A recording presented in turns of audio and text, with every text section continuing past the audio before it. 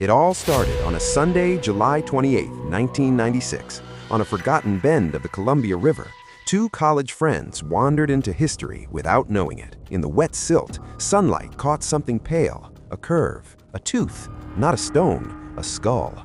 They lifted it carefully, stunned, ancient, human, and not meant to be there. Word spread fast. What began as a curiosity turned into urgency, calls, paperwork, and a hurried handoff.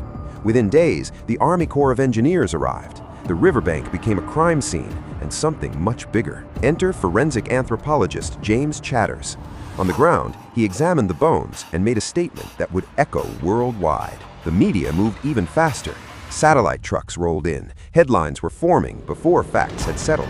Newspapers screamed the phrase Caucasoid features. The story went viral long before viral was a word. Speculation exploded. Had Europeans reached America thousands of years before anyone thought? Had history just been rewritten? Talk shows, classrooms, bar rooms, everyone had an opinion. Science or tradition, discovery or disturbance. But for Columbia Plateau tribes, this wasn't an academic puzzle. This was an ancestor, and ancestors deserve rest.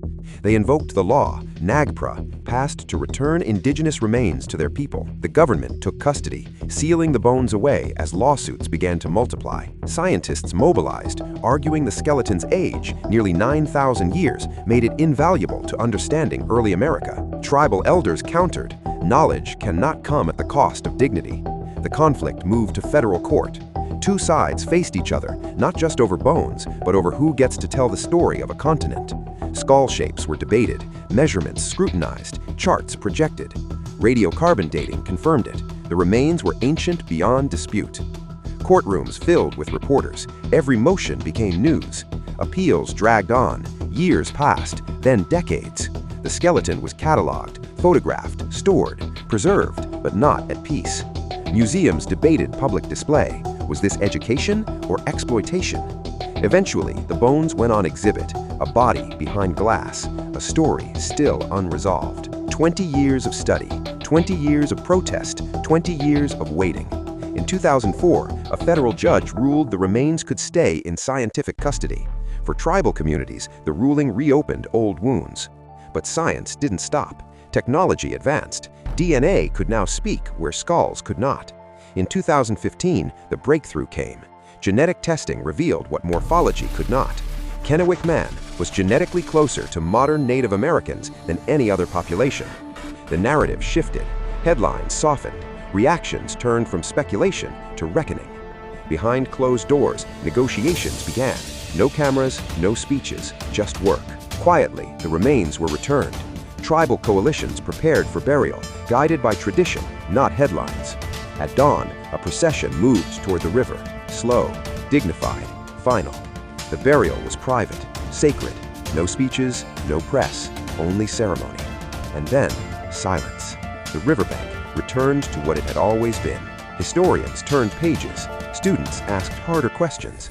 Classrooms debated not just what we know, but how we know it. Institutions rewrote policies. Museums changed language. Protocols shifted. Exhibits were rebuilt, this time with tribal voices guiding the story. An archive closed. A chapter ended. The river kept flowing, as it always had, over the place where it all began. Communities gathered, not to argue, but to remember. Books closed. Lessons lingered. Students learned that science without ethics can wound, and that justice takes time. Labels changed. Words softened. Truth widened. The skull found on a Sunday didn't rewrite history, it revealed something deeper. That discoveries can enlighten and harm at once. And how we treat the dead says everything about the living. If this story moved you, don't let it end here. Smash that like button, subscribe, and turn on notifications so you never miss another powerful story from Vail Atlas Media.